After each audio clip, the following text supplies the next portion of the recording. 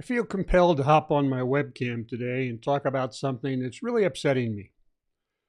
A story appeared today from the Nepali Times newspaper, and I'll leave a link to it below. The story is upsetting on many levels, but the last one will surprise you and left me infuriated and sad.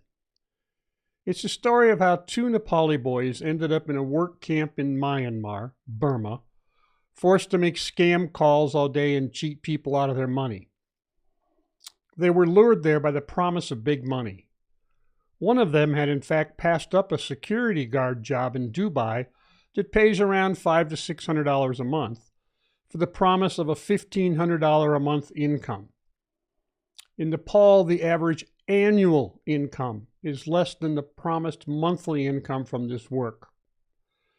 The boys did not know the work was paid on a commission basis, and they would have to meet a quota of $10,000 a month in scam money. Nor did they know the job was to cheat others. But once they were there, they were trapped. This kind of job trafficking goes on all the time. Many women from Nepal take jobs as housekeepers or nannies, only to find themselves trapped in a foreign country and subjected to sexual abuse by their employer. Well, the article goes on to say that an estimated 2,000 Nepalis have been enslaved by this kind of job scam.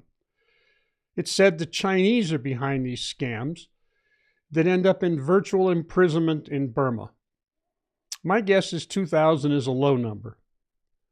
Contact is often made via the popular messaging app Telegram or on other social media sites, where recruiters find their targets and reel them in. And now for the shocking part that both infuriates and saddens me.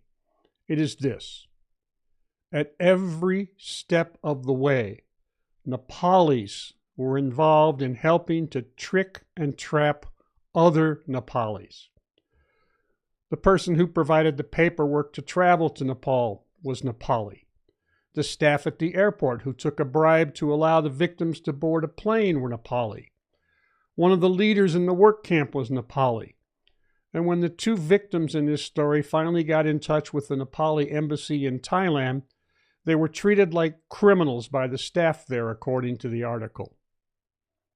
Why are Nepalis helping these crime rings and trafficking their own brothers and sisters? That just doesn't make any sense. That's just crazy. That has to stop. You know, without the assistance of people in Nepal, these things would be nearly impossible to pull off. But impoverished people with no jobs will sacrifice their dignity and even their own to earn a dollar. That's the saddest part of all this.